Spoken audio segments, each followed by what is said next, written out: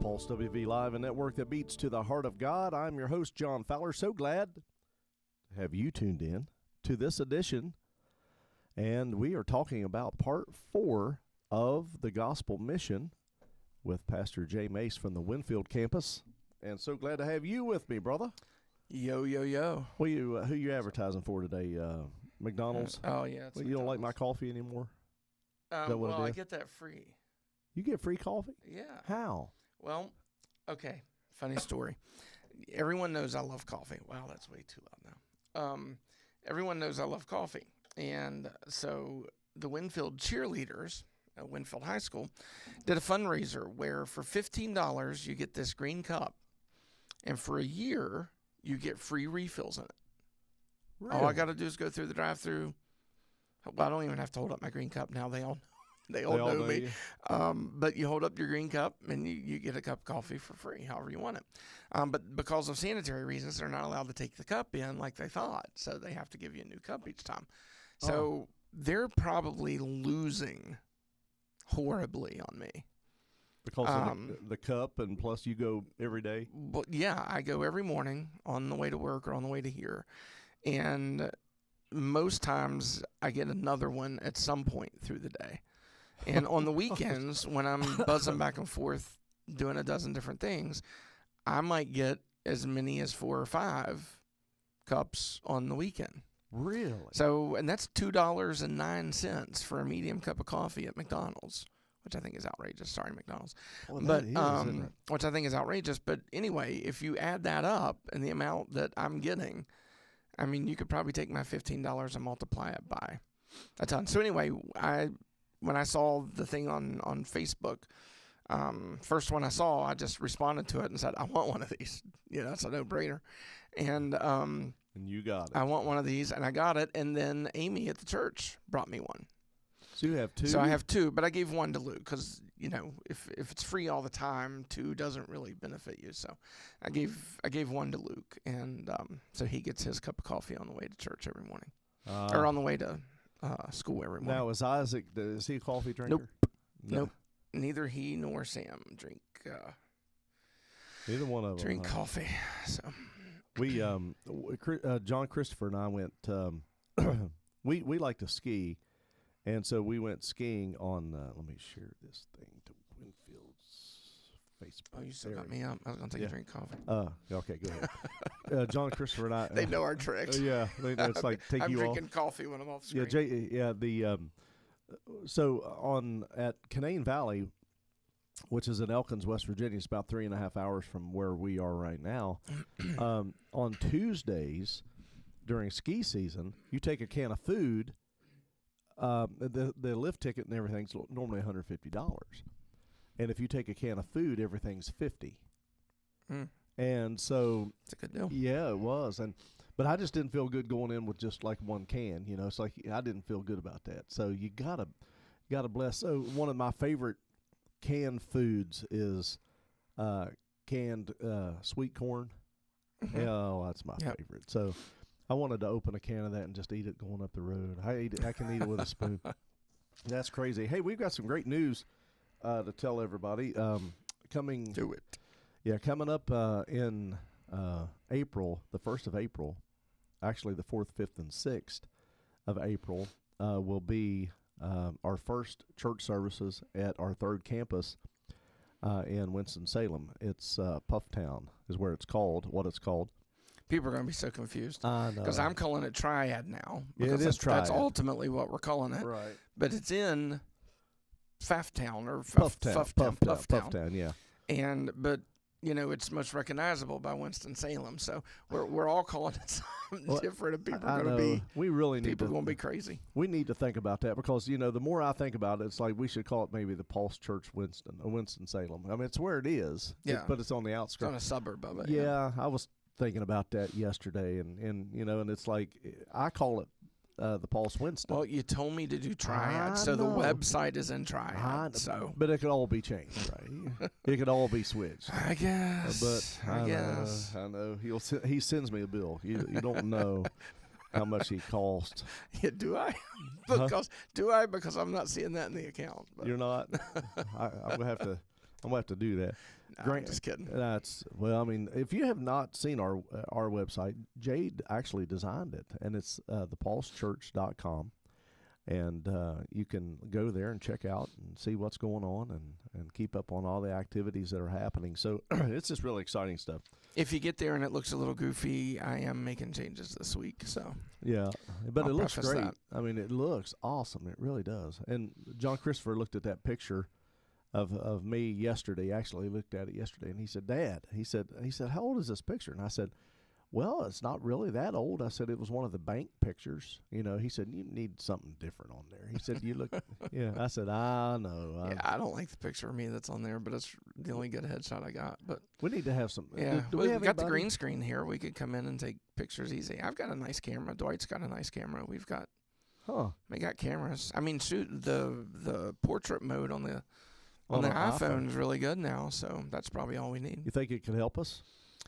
Well, it could take good pictures. I don't know that it could help me or you. That's so funny.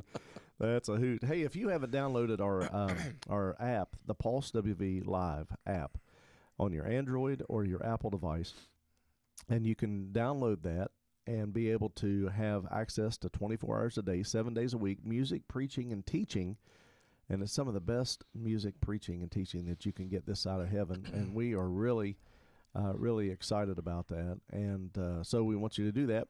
And I think right now I'm on the air playing some of the best in Southern gospel music. So for 3 hours on Eastern Standard Time, 6 to 9 a.m., I'm on. What time are you on? Do you remember? I sent you the times, but well, let's clarify. I'm not singing. He's not singing. It's my old messages in the podcast. But I think you said 10 to 12 every day. 10 to 12 every day, Eastern Standard Time, so you can catch. So what do you do? To play two messages back to back? Yes. Okay. Yeah. So and so anyway, it's exciting, and John Sandy's on there. Grant Snow is on there. I think he's got a time, but I can't remember what time his is. But he's on. It's an evening. Yeah, I think time. he's on the evening. Is it Wednesdays? Wednesdays at something. Yeah, I cannot remember. I see it pop up, and that's when I know to go to it. Yeah, so Someone asked me something about Saturday. I'm like, dude, I live one day at a time. I don't even have a clue what's going on Saturday yet. Don't know. And I have to. Christy and I are celebrating our 35th wedding anniversary this Sunday. Wow, congratulations! And we like to celebrate the whole time. We would like to go to Florida, but we got too much going on. So do you have an anniversary month? You know, because everyone has to have their birthday month. So now, right. You know, do you have to have an anniversary month? I heard because I'm going to think really differently of you. If you do. I heard Jesse Duplantis say he was talking about a particular something that was out. You know, it's like a celebration that lasts all month. Mm-hmm. You know what I'm talking about? It's like, but he said it's crazy because Jesus gets one day, for Christmas. Mm-hmm. He gets one day for Easter. Valentine's Day's one day. And even George Washington, he gets one day. Yeah, but birthdays are one day. Yeah, birthday. But then you have a lot of these secular, heathen events that are a whole month. Yeah, and it's like crazy. I celebrate Jesus every day. You have to. Yeah. One thing I've always tried to get a hold of is something that you say. And I get you. I get it what you say. That you get saved every day. Explain that, because I've heard you say it, but I've always tried to figure that out. Well, I'm not negating what happened years ago, of course, right. Because when Jesus does something, he does it well. Right. But it's more of a mindset and an attitude, in that I could get up, decide to be mean and grumpy and grouchy about everything, and start living like hell again. Right. I could make the choices to do the things that I used to do. I could make the choices to say things the way I used to say them. I could allow sin back in my life. Right. Every day. Every day I choose. Right. To be saved. I choose to be a Christian. I choose to walk in the glory of God. So it's more of presenting a mindset than it is salvation. Maybe I should play on words a little differently, but it really is that in the Christian life, we have to choose and decide every day to do the things that Christ asks us and commands us to do. So salvation is a choice.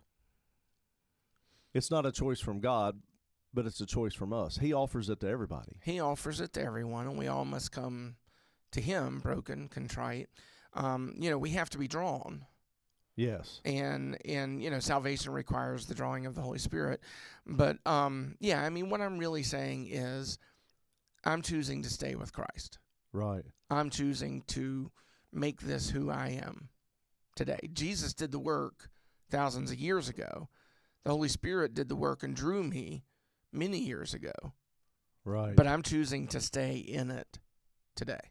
Right. Is ultimately what I'm saying. What I do is, the whole armor of God for the last 20 or 30 years, I have put on the whole armor of God every morning. Yes. But although it's not like I take it off every night. Right. Because I have the whole armor of God on, but it's like every morning when I wake up, that's one of the first things that I do is I put on. I say I put on the whole armor of God that I'm able to withstand an evil day, and I'll go through and I'll verbalize it because I want the devil to know. Oh yeah. And then I also look in the mirror and I think Pastor Jay that we need to what we speak with our mouth and what we believe in our heart and speak with our mouth. The Bible says we'll have it. Yes. And that means the negative stuff too. Mm-hmm. And you can curse yourself. Yeah. You don't need Satan to curse you. You can curse yourself. Yeah. So, I look in the mirror and I will say, and I know I love what you've been saying, but I'll look in the mirror and I'll say, John, I am John Fowler. I'll speak to myself. I say, you are blessed and highly favored. And now you've added to that. You've added something. I love that. I love your I've concept moved away from the favor and gone to loved. I'm highly loved. If there's ever a question, if there's ever a doubt here on earth, I absolutely positively am loved by him. And his love brings through all kinds of things. Was having a conversation online with a Church of God minister down in North Carolina this week, and we were talking about, how without love, the Bible says we're just sounding brass. We're just making noise. Right. Without love. And I made the comment about, he made the comment that it's our job to protect the gospel. And I said, if not, we're sounding brass. And he's like, not sure where you're going to, explain that.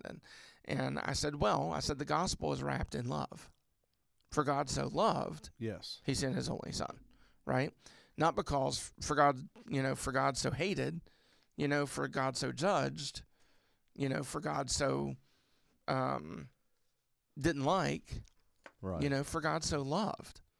And he sent his only son. You're really blinding me now. There was a he moved a big light right here. But he, you're fine. I'll deal with it. It just took me a minute. I made the mistake of when you did it, looking up at it, and now I can't see anything. But he, everything about God is wrapped in love. It even tells us God is love. Yes. So everything you say about God, you can say about his love, right? That's so true. So the gospel is wrapped in love.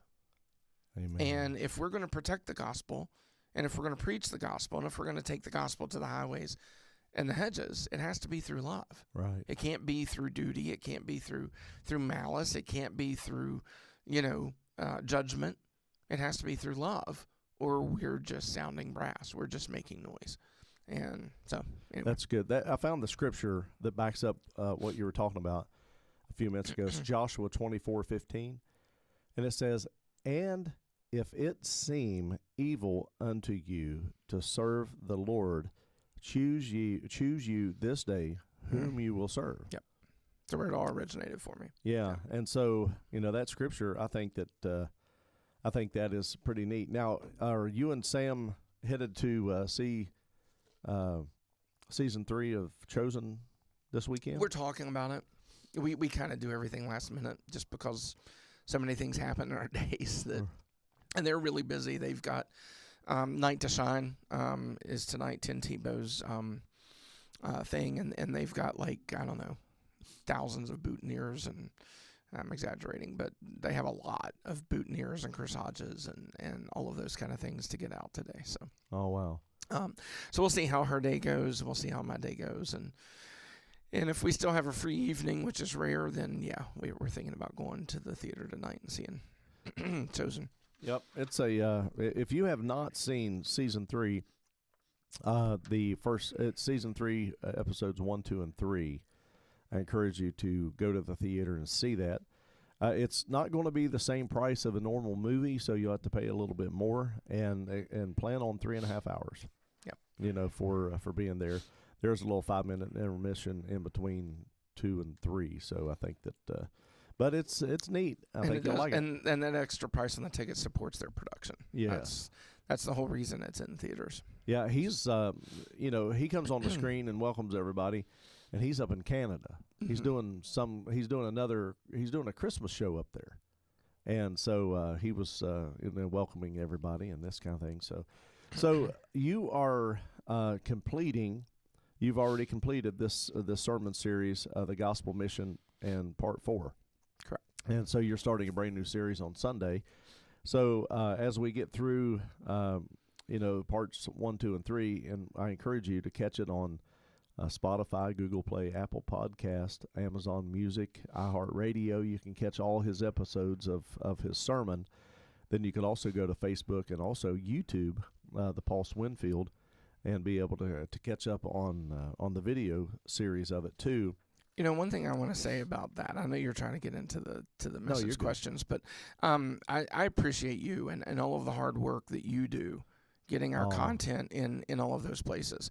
And, in the very beginning, you were like, we need to do this, and I'm like eye rolling at you like, I don't need to be on YouTube. I don't need to do this, and everything else. But I had a really good instance come up last night where I'm having a text conversation back and forth with a new new guy and friend in our church, Jake, and we're talking back and forth, and so we were talking about Job, and we were talking exactly the things that are covered in my Behind the Hedge series and everything else. So I was able to refer him back to that series and those podcasts and everything else. And I literally took a moment and thought, man, what a powerful tool to just say, hey, you know what? Thank 2 you, years Jesus. ago or 3 years ago, whatever it was, I preached a series on this. Yeah. Check it out when you have time. And, Thank so you, Lord, it's for that. definitely a powerful tool that I didn't have the foresight to see at the time. I just didn't need my name in lights was the main thing. But Oh no, and you reference the podcast in your sermons, which I hope it takes people back to them. Yep. But I think, and I appreciate that. But I give God all the praise for it because it's amazing. Here's what's amazing: you and I have known each other over 30 years. correct. Okay, our accountant I've known since I was 16. Some of the people along the way that John Sandy and I have known each other 30 years. He introduced me to my mentor, James Ashworth, who is now in heaven, who changed my whole world. Mm-hmm. Okay, Christy and I have soon to be married 35 years on Sunday. It's amazing. And John Sandy, Christy, I met Christy at the radio station where we worked, where David Frampton was the general manager. And so you think of the history of where you were then in your past, that has created your presence, your present where you are today. And did I ever think in a million years, the reason why this podcast started, Pastor Jay, was I needed more Bible. Mm. I was working, like you, I was working, a job. COVID hit, and I'm thinking, okay, I'm preaching on Sundays like you are, and I'm thinking, I need more Bible. So I was watching another pastor up in Pennsylvania, Jonathan Shuttlesworth, and he was doing this, and I thought, I think we can pull this off. And then we started it. I don't know if you look at some of the early production of this thing. It was in our house, and you could see the blinds and the vertical blinds, and we had cords laying all over the place and all that kind of thing. But as this thing, and then, it opened up to be where we are, and that was your connection, where we are here now. And just, that was a God connection. Yes. It was actually a connection with someone at the church at the time. And we didn't have a place for youth. And that's right. He was sharing it with the person that owns these business offices here, and he just gave us a facility, that we could have our youth group, and we were able to take a room of that and start doing the podcast in it. So it's just amazing how God just provides. Yes. Through unknown channels as well. And so I just know it's God. Now the only thing that I ever questioned is this thing really God? Was when you and I carried this table in. It's like, it's like this table is heavy. Yeah, I think it triggered my asthma that day. Oh gosh, it's like, is this really what God wants? Where's little John and Luke when we need them? I know. It's like, where are they at? When there's work involved, heavy labor, it's like, where are these guys? They're the muscle. That's so crazy, but I appreciate that. But I give God all the glory because it's an honor, and we encourage you to share these broadcasts, get these things out to people. If you know somebody that is going through a certain situation, you can actually go through these podcasts and say, hey, this may help my friend. And I will tell you this, we would love to hear from you. I mean, there's people all over the world that are listening and watching, and we would love to hear from you. And there is there's a shout out here. Let me see here, Jay, because she actually gave a heart to one of your messages, and let me see if I can find and say hello to. Well, it's not in there, but let's see previous notifications. Grace Cox, and she liked one of your messages, and she is literally. Let's see here. Grace Cox, hello to you. Good morning. And she lives in Germany. Oh, wow. She lives in Germany. Very cool. And she works in Germany, and she's from Houston, Texas, but she's military and serving there. So thank you for listening to the podcast. And so I go through and I look and see who gives a response. Yeah. Germany's beautiful. You're well I traveled. absolutely love Germany. The food good? I get tired of the food after a few days Do you? because it's kind of the same thing every day, every moment. And Man, I wish I had a I'm person on camera bringing for that. bringing coffee. Thank you. Thanks, babe. Since your arm was on camera, I'm gonna call you out. But She made her debut. she did. Her arm. Yeah, I should have looked to make sure. I should have flipped it off. You weren't her. on me. But anyway, yeah, Germany's beautiful. When I first went to Germany, I found I was going to have to start traveling there at least once a year with work. I was kind of like, oh, man, I don't know German. They seem like pretty rigid, people that aren't very friendly. And I talk to everybody. Right. And so for something, this will be a real, culture challenge for me. And I get over there, and, man, they're just the most warm and robust people in the world, and Different from France. Absolutely. very different from France. Yeah. It's the French. And just gorgeous. I got to go to Eagle's Nest, which is Hitler's tea house, Oh, wow. which is where he took a lot of dignitaries to convince them, to side with him in the war. And if you ever watch Band of Brothers, at the very end of the Band of Brothers, where they're celebrating that the war is over and they're breaking open all of Hitler's wine and different things like that and drinking it, Right. that's Eagle's Nest. Oh, wow. And it's way up in the Bavarian Alps. You literally go inside the mountain, Really? and an old-fashioned dumbwaiter type elevator takes you up to the very top of that peak where he built this. And you got to go there. And I got to go there, and Yeah, he that's it's said that he positioned it there because he felt like he could see everything What was going coming and could be safe, and it would be easily defended and whatnot, and that's why it was positioned there. But anyway, I got to go. It was just a phenomenal experience. Wow. And you walk up this trail, and there's a big cross there. Wow. With a lot of memorials and sayings and everything else for people from the war and everything else. And then I walked down it instead of riding the elevator back down. They have a trail that you can walk down. They won't let you walk up. I guess it's more dangerous going up, but they'll let you walk down. Right. And so I got to walk down that part of the Alps and get back to where our bus was. So, yeah, just a phenomenal experience. So, Grace, thank you. And we appreciate you and pray for you. And God's blessing be on you. So thanks for reaching out. That's so awesome. Isn't that amazing? It is. Did you ever think we'd be talking to people in Germany? No. No, I got somebody in Australia who's not as kind as Grace, who's sent me a few messages too. So there's really? that. Well, you got to take the good and the bad, It's okay. Well, it's okay. If they're picking on you, they're leaving me alone. So Right. That's definitely for sure. Well, that's so funny. Well, when you think about part 4 of your message and the notes that I have here, I finally went fancy and started typing them out. Oh, sweet. Instead of writing them. Do you want a copy of it? No, I'm kidding. But I actually like the spontaneity of it. I like, if I'm going to preach it, I need to be able to defend it. So I kind of enjoy the challenge. Well, it's definitely. I mean, you challenged me in the sermon, and I think that's the important thing. Is when you're challenging one another, to do that. But it's like you have in this world today that we're living in, and Scott Means and I talk about this a lot on the show that he does on Thursday, is that there is.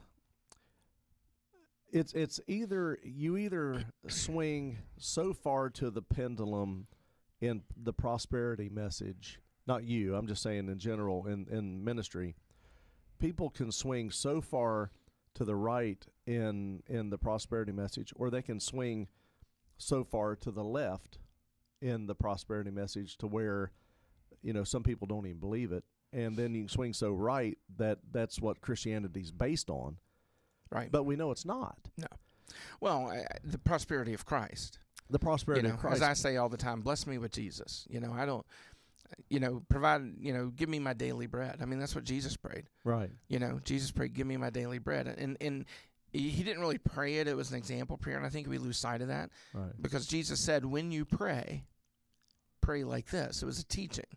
And Jesus was ultimately saying, don't be stupid and pray for all of the stuff down here. Right. Pray for the things that touches Father's heart. Right. And he walked us through that prayer. And in that prayer, he says, give us, Lord, our daily bread. Meaning, give me what I need today. Not what I want, but give me what I need today. Everything else is about you. Right. And so I've just always taken that very literal. And, I trust him for what I need today. And I believe that I can trust him tomorrow for what I need tomorrow. Right. And because he tells us, give no thought for tomorrow. Right. Right. And, and I think this is how he wants us to live. He wants us focused on today and him. Right. And so I always say, you don't need to bless me with things or stuff or things that are going to burn. Right. Bless me with Jesus. More of him is what I want. Yeah, one of the things that you said was the true blessing in life is not material things, but it's Jesus. Yeah. Well, let me ask you something. Do you think that do you think being poor and poverty is a choice? Or is it a way of life that people, because their parents were poor and in poverty, that's all they know? Yes. All the above. I think for some, it is a choice. I mean, we have a lot of people today who are choosing to, buy the van and live down by the river because, their job's remote, so they don't have to be tied to an office. They don't have to be tied to a home. So they're happy with a van that they build out with a tiny kitchen in it and a twin bed in it. And, they just drive where they want to enjoy the view for a few days and work. They don't need all of the stuff, all of the things anymore. I don't really call that poverty, but I think people are realizing that less is more in a lot of ways today. And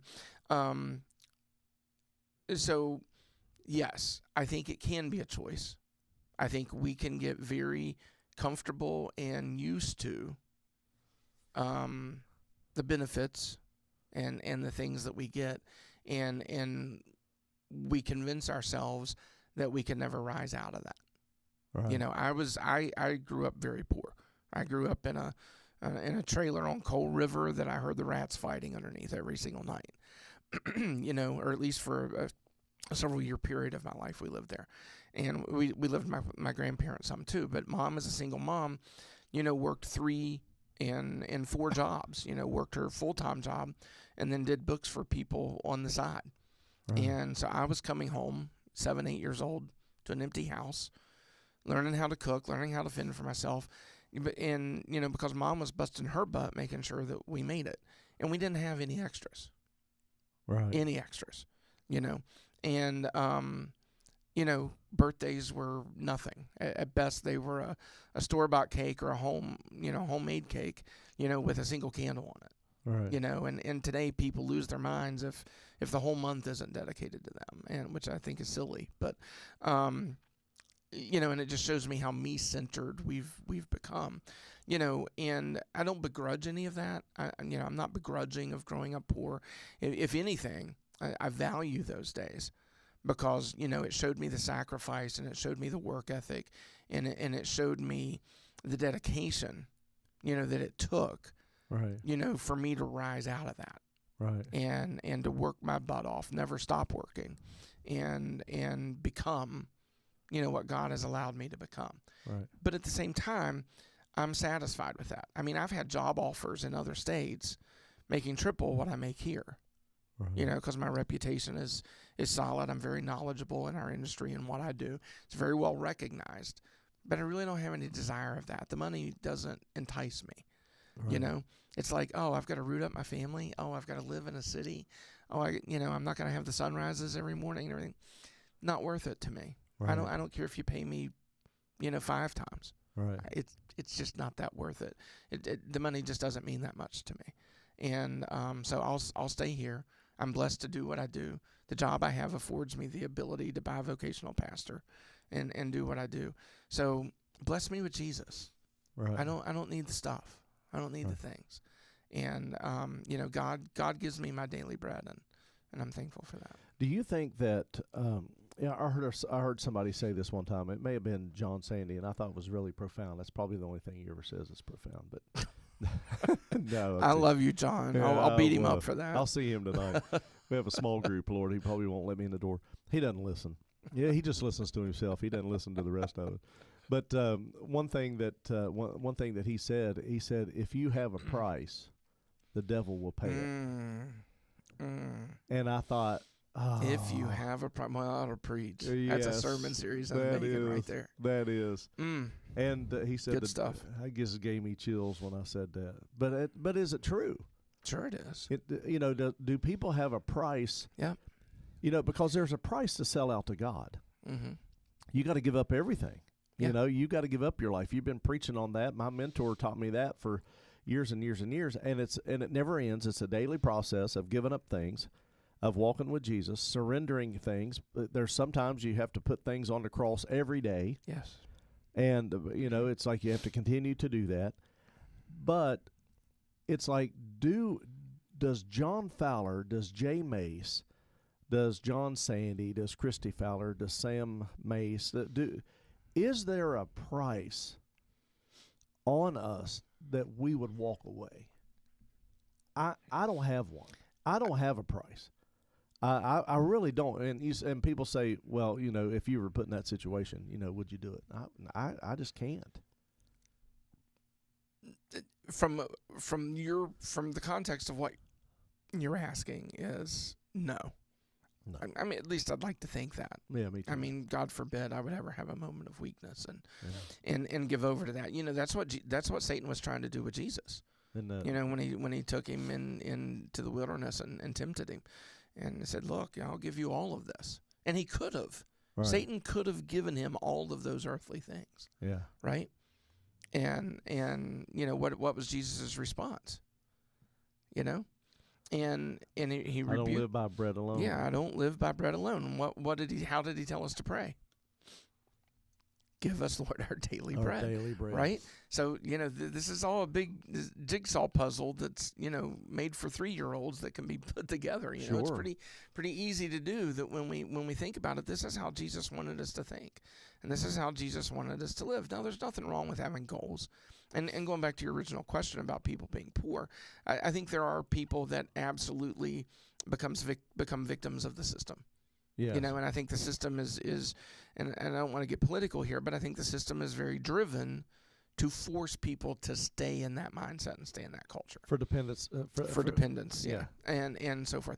But then I also believe that we create our own mindset as well. You see movies and TV shows of people in destitute areas saying, "I just need my break to get out of here." Everything. Well, make your break, But don't make your break in the world, and don't make your break in yourself. Right. Encapsulate Jesus in your life, Right. and He'll open doors. You and I've seen that. I mean, Yes. if you don't want All God the to time. move, if you want God to move, Yeah. ask Him to start closing and opening doors. Yes. And He will shut down the things in your life that need shut down, and He will absolutely open wide what it is that He has in His will for you to do. Well, let me ask you something. But just to finish Sure. that point real quick. Yeah. But I think there are those make and break people who look at all of the circumstances, and look at all of the situations, and see the vision of God for their life. Right. And step into it. And I think of Joseph, when I say that. Now, Joseph, needed to be reined in a little bit. He had a big mouth, and he, he had a lot of pride, and he didn't follow James very closely. Well, James hadn't been written yet, but he didn't follow it very closely as far as how to keep his mouth in check, and didn't have a lot of self-control, and it cost him in the beginning, but it humbled him. Yes. And through that humbling, he grabbed hold of his vision. And no matter what happened to him after that, he never lost sight of God's vision for him. But I will say this, and this is going to open a huge can of worms that we can save for another time. I believe the gospel changes most of it. Wow. When we talk about prosperity preaching, prosperity gospel, however you want to label that, and listen, God blesses His children. Sure He does. I'm not saying He doesn't. I'm not saying that we can't have because we have Jesus. But what I'm saying is this. In Jesus' command, and this takes us right back to the gospel mission, in Jesus' command for us to take the gospel to the world and to build and establish churches, how did people respond to that? They sold all they had. Right. I mean, they all, did. as you often say, all means all in Yes. every language, right? Yes, it does. They sold all they had, and they brought it into the storehouse of the church, Yes. so that the church might operate as a base for the spreading of the gospel. Right. So I can give you a million examples in the Old Testament of prosperity.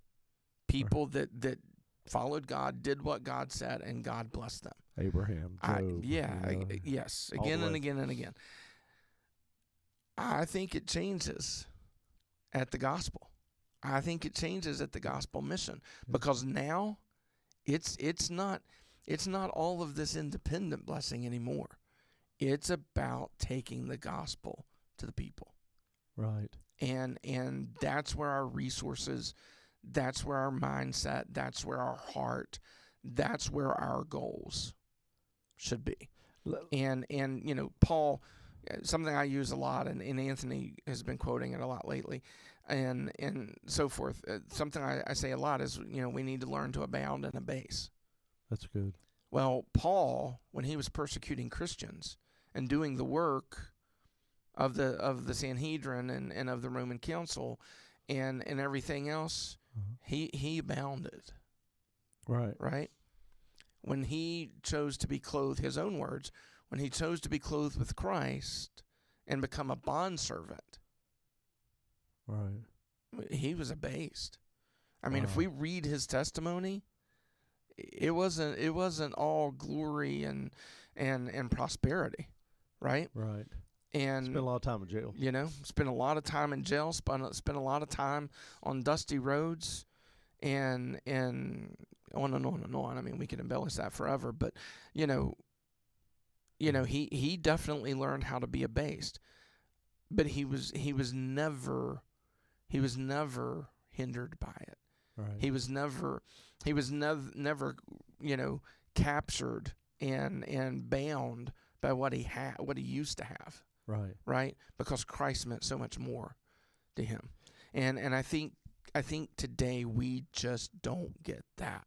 Right. We get the idea of having things, and we get the idea of being blessed, but I don't think we get the idea of being blessed with Christ. Do you think, and this is one of the things that you talked about, and then my brain's running. Here's what Pastor Jay said: the true blessing in life is not the material things, but it's Jesus. Do you think that the church is failing today? Yes. Yes. Whatever context you're coming up is. with, yes, it's totally failing. Okay, it's one thing. Okay, you and I have both. Now we're middle age, so to speak. Okay, we know what it's like to struggle financially. Mm-hmm. We know what it's like. Just like Paul said, I've had plenty. I've been poor. We've been there. Okay. Yep. And I don't ever want to ever go back, because it's terrible. It's miserable not having any cash to take your family somewhere or anything like that. But is the church failing by just helping meet that monthly need, whether it's helping on a water bill or electric bill, blah blah blah, but we're not teaching people how to not be that way? Oh, absolutely. And yeah. see, that's where we have a food bank that just started in Gasway. You've got a food bank, and we help and we try to give back to the communities, which we're real good about doing. But it's like, I'm thinking, it's like, okay, how do we put ourselves out of a job in this area? Mm-hmm. We absolutely should. And I'm trying to figure that out. That's where my brain my brain is sometimes. And it's like, Jesus said, the poor is going to always be among us. Right. But when do people say, when you talk to that person, because I get phone calls and you do too, hey, can you help me on my electric bill? And they've turned it off. Mm-hmm. You've heard it, I've heard it. And well, let's remember that the church, the early church, would help people eat. Right. They would help people with the daily bread. Right. They didn't necessarily help with their lifestyle. Right. And I think that's where the church messes up a lot of times. We're talking about the needs. We're talking about needs. It's not my job to help you with a lifestyle that you're not supporting yourself for. Right. Right? I mean, it's not. That sounds harsh. That sounds mean. Right. But biblically, I can back it up. It's not my responsibility to support a lifestyle that you're not creating yourself. Yeah, that's good. Right? Yeah. It is my responsibility to make sure you eat, to make sure your kids eat, right, to make sure they have clothes to wear. Sure. And everything else. I will 100% do. I'll go fill somebody's cabinets right now. Right. Okay? But I'm not so much worried about your car payment, and I'm not so much worried about this and that and the other if you're not being dutiful to take care of it yourself. Now, if you hit hard times. If you hit hard times and God forbid something horrible happens in your life that drives you to that situation, that's different. Right. But if you're choosing not to be dutiful, as the Bible points out, right, and then expecting someone else to carry that load for you, and you've got a judgment waiting on you. I mean, the Bible tells you that. You're going to answer for that. Right. And I don't think that's the church's responsibility. Right. And so I think there's a fine line there. And I think a lot of churches go way above and beyond what biblically they're required to do in that facet. But I also think that some of the people that and I'm sure you've given, I've seen, people give, to the people that are asking for money at the stoplight. I've seen that. I actually talked to a lady in Lexington. She rolled her window. I mean, she made me roll my window down. And she looked at me and she said, I need help. She said, I literally have got to have help. And she explained to me, and I asked some point blank questions. Mm-hmm. I said, well, what are you going to do that's going to help you to not be in this situation? And so she laid out what she was in the middle of doing, but she just hit hard times. And I think, Pastor Jay, as I think about this, it's like if we as a church could help the ones who want it. Now, there are some people who don't want this, but there are some people who do that would say, okay, help me to not be this way. Yeah. Help me to not be this way. Well, we know that, number one, salvation will help you. We know tithing will help you. Yeah. And then, but well, hey, going to work will help you. Right? Yeah. And this mindset of I don't have, but I'm not going to take a job that doesn't pay me this and doesn't feed my ego in some way. Right. I'm not going to take that $10 an hour job. Well, it's better than starving to death and your kids starving to death. So take the $10 an hour job and let God take you to the next level. Yeah. Right? I mean, I've got a man that went to one of my churches years ago. He and I had this conversation, and he got angry with me. And I told him, I'm like, you're the reason that your family suffers. Wow. And you need to fix that. Right. You need to fix that. And everything else. And he's like, well, he had been in the mines and had some physical issues and different things and so forth. And he's like, well, I can't do this. I said, can you stand at a checkout at a grocery store? Well, probably. I said, Kroger's is hiring. Right. And I said, can you pump gas? Because back then, showing how old we were, there were still gas stations that pumped gas. Yeah. And everything else. Well, yeah, I could absolutely do that. I could even change people's oil and different things like that. I said, I know of 2 or 3 gas stations hiring right now. Yeah. And everything else. He got mad at me. So mad that he went and got a job thinking he was going to prove me wrong. Really? He started pumping people's gas. First day on the job, he got tipped by 3 people over $150. Really? Next thing you know, he's tinkering on engines. The mechanic takes him under his belt, shows him and teaches him more. He gets certified, and now he became a master, whatever it's called, master technician or whatever, as far as mechanics go, master mechanic, whatever it is, and everything else, certified in that.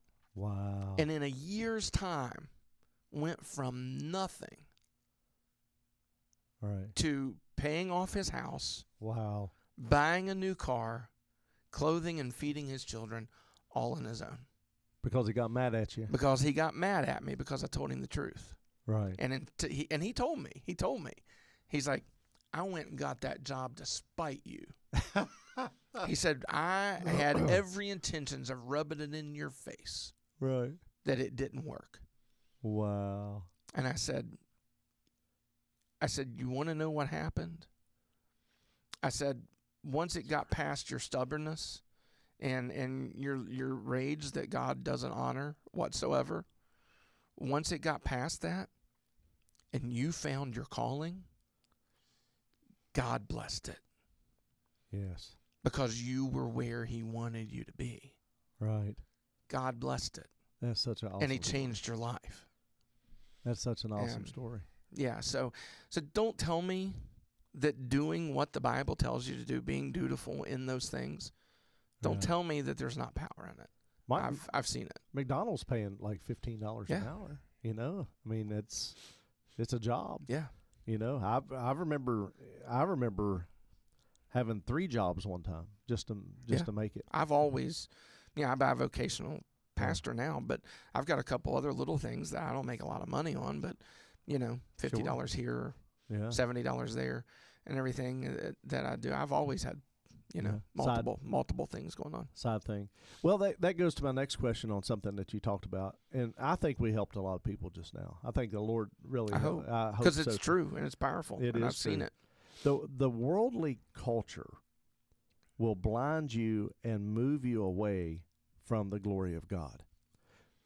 So there has to be a balance between the true blessing in life is not the material things, but it's Jesus. Yes. But then the worldly culture will blind you to move away from the glory of God. And the reason why is because society will tell you that you need more, you need bigger, you need better, you need faster than all these things. So when you look at the worldly culture, define that, because that is a wide definition. Well, the world's burning right now. Right. I mean, it might not be a physical fire, but the world is burning, and lives and souls are being lost. And the church needs to be a place they can run to. Yeah, like a haven. Well, not just a place to save themselves, right, but a place to save their soul, right? And because I think there's, I'm thankful for 2 wonderful mentors in my life, Pastor Rodney Taylor and Pastor James Wright, and I've had conversations with both of them this week, and something that came out of those conversations was we have to be that place that people run to, but at the same time not sacrificing what we believe. Yeah. And we need to love people in the truth, but not love people to a place of complacency to where they feel like what they're doing and how they're living is okay. Right? And you've heard me say, I've said this many of times, we should love people relentlessly, recklessly, as the song says, out of the pulpit. Right. We should love them. We should encourage them. We should sow into their life and feed hope and feed, the power of Christ into them in every circumstance of life. But in the pulpit, we need to preach the truth unbridled. Right. That's good. And you've heard me say that many times. You're like, man, I'd say that they'd come at me with with pitchforks or whatever. Sure. And he said, and you said, how do you get by that? I said, because I love them deeply. Yeah. Out of the pulpit. Sure. And, but in the pulpit, it's my job to tell them the truth to save them from hell. Yes. And that's the difference. And I think you're right. We need to be educating people, and we need to be loving people into the truth, right? Hating their sin, despising their choices. Right. But also seeing the fact that, God doesn't want that creation of his. Right. He created him first. Yeah. And he doesn't want that creation going to hell. And he has appointed us in such a time as this. He has appointed us to be the carriers of the gospel. Yes. To those people. And it's hard. It's messy. Yeah. I almost, preaching that last message, I really thought about building or asking Chris or Dwight, the guys that build in our church, to build me like a little mud pit up at the front of the church, and I was going to preach the whole message in that mud pit. Oh, wow. And you know me, I can't stand still, so I probably would have come out of the mud pit and left tracks and different things like that from it and everything else. But I was going to do it as, look, this is the gospel. This is the gospel mission. It is messy. It is hard. It is difficult because you're dealing with real people in real situations and in real circumstances that they need saved from.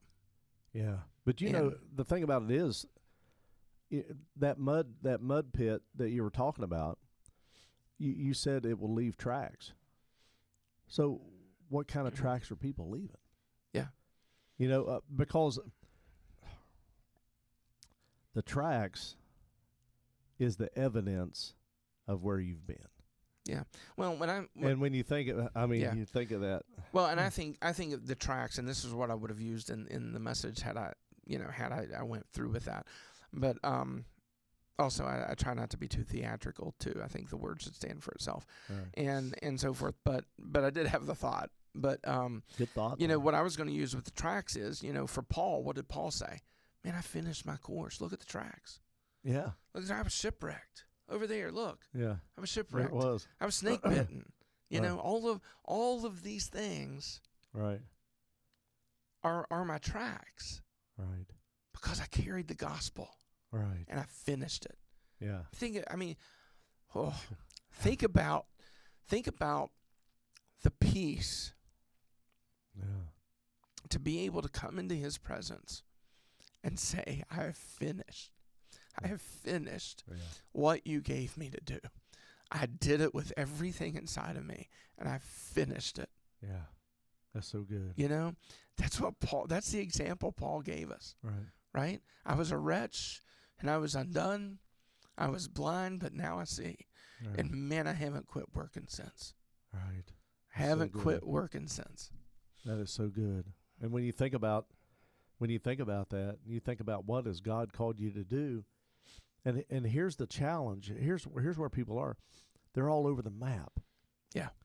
Oh, it's like they're all over the map. It's like, okay, you're talking to one person over here, and this person says, well, I believe God's calling me to do this. Well, then next week, God's calling this person to do that. God said. Yeah, or God said, and this kind of thing. And it's like you just want to just pop people upside the head. Yeah. Not really, but you do, because it's like, is God, does God change his mind that much that where one week, he's calling you to do this, and then the next week, I think it's all self. It is. It just 100%. Deals with all self. My response to those kind of things is usually, did he? Right. No, I want him to prove it to me. Right. Did he? Did he? And if he did, you should be anointed and gifted with it enough to define it for me. That's so good. But if you didn't, then I want you to think about that question. Right. I want it to keep you up when you put your head on your pillow at night. Yeah. Did he? Guys, Jay asked me, did he? Man, Jay looked right into my eyes and said, did he? And I didn't have an answer for him. I want you to answer that question. But at the end of the day, John, I think we just absolutely miss it. Going back to your original question and all this prosperity stuff and everything else. Is there prosperity in serving Jesus? Yes, but I don't know that it's always necessarily money, and I don't know that it's always necessarily things. Right. I think it's a closeness with him. What did he tell Mary when he was at her feet? She found the good thing. Right. Being with him. Being with him is the good thing. Right. Right? Above everything else, he's the good thing.